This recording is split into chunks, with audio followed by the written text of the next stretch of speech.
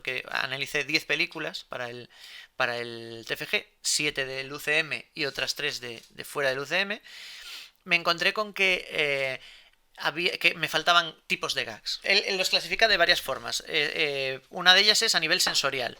Entonces hay gags tipo visual, que simplemente con la vista te hace reír, te hace gracia. Auditivos, son lo que su nombre indica, pues normalmente por conversaciones, a veces pueden ser por sonidos, pero normalmente se refiere a gags de conversaciones, de diálogos, y luego los audiovisuales, que es una mezcla de las dos, ¿no? Cuando hay un diálogo, pero tiene que ver, para que se genere el humor, pues algo que estás viendo, ¿no? Por ejemplo, pues yo qué sé, si está un señor hablando con un árbol, con Groot, pues si tú oyes solo el audio y estás teniendo una conversación normal, pues dices, pues no me hace gracia. Pero si ves que es un señor que está hablando con un árbol y el árbol le contesta, pues a lo mejor te ríes. Por eso ese sería el gag audiovisual.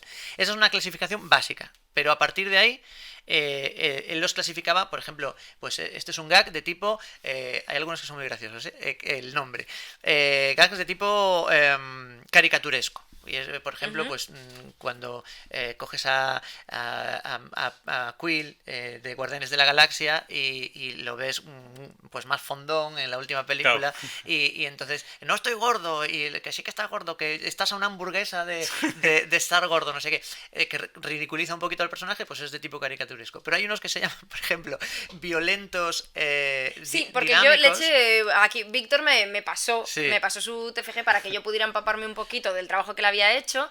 Y yo, es verdad que me llamaron mucho la atención esos dos, violentos dinámicos y violento agresivo. Eso, y dije, Esto, uy, Hostias. esto se lo pregunto en el sí, podcast. estos son perfectos para las pelis de Marvel, porque Marvel juega con una violencia amigable, ¿vale? Sí. Con una violencia que incluso los niños aceptan como ficticia, ¿no? No es violencia realmente. O sea, pues por ejemplo, cuando Hulk en Los Vengadores coge a Loki desprevenido, porque Loki está diciendo, porque yo soy el mejor del mundo, y de repente, ¡bum, bum!, le empieza a dar, lo coge por la pierna y lo empieza a dar unas hostias, con perdón, tremendas contra el suelo, y que se rompe el suelo.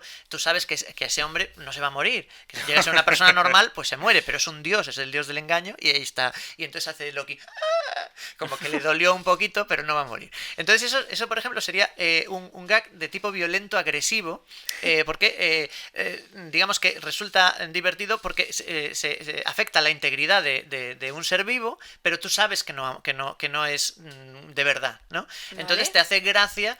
Claro, porque si no, no estaría dentro del humor, Exactamente. ¿no? Vale. Pero el violento dinámico se refiere a las coreografías, por ejemplo, las coreografías de acción, que en Marvel a veces son muy divertidas, ¿no? Vale. Cuando hay como una especie de...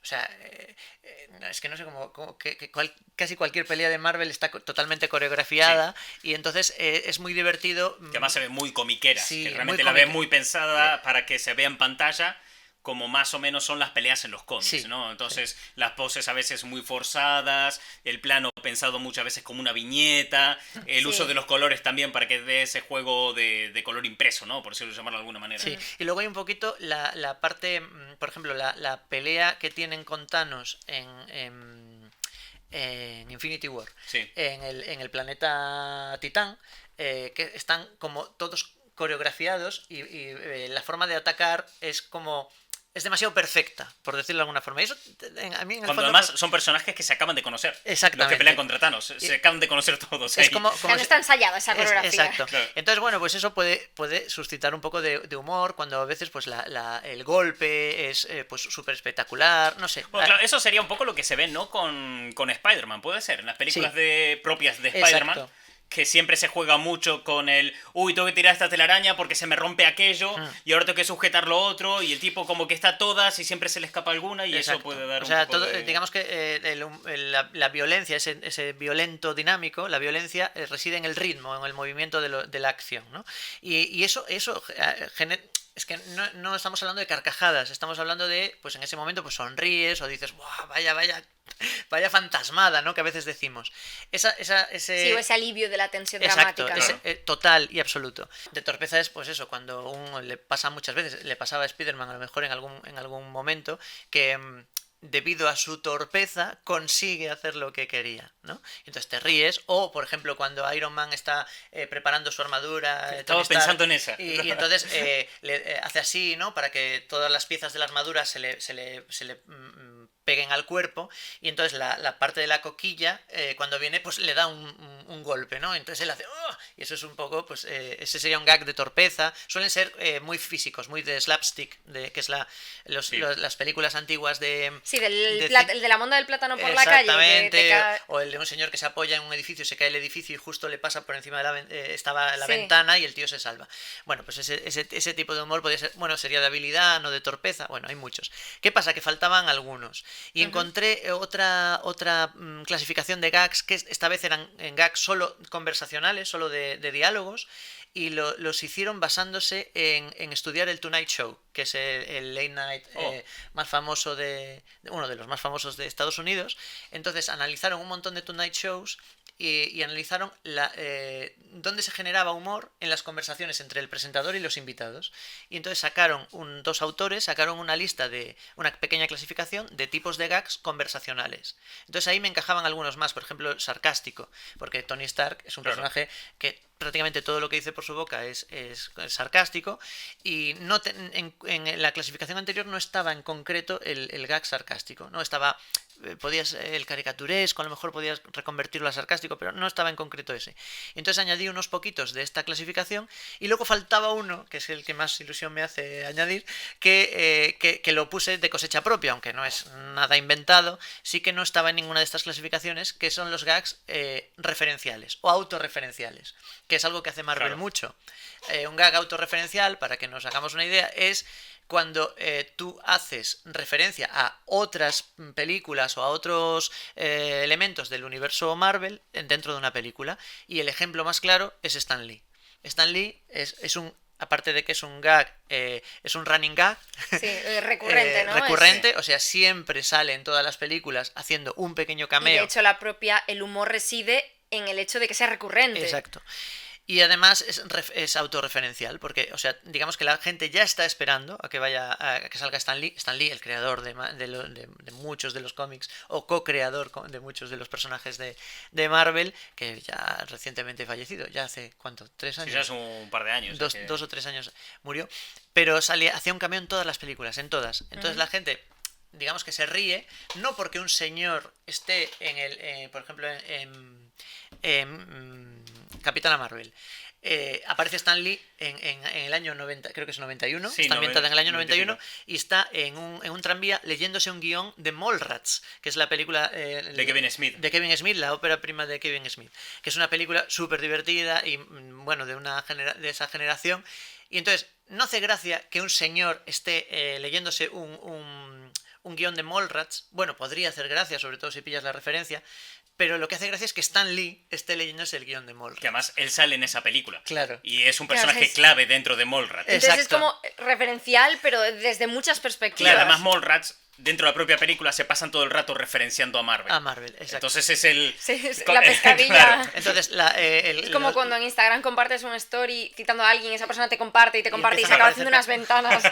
Entonces, las referencias es algo que gusta mucho, que te sonríes, ¿sabes? No es que sea un chiste con humor elaborado, sino te hace dices, pillo la referencia. Como el Capitán América en Vengadores, que dice, esa la pillé. Esa la pillé, exacto.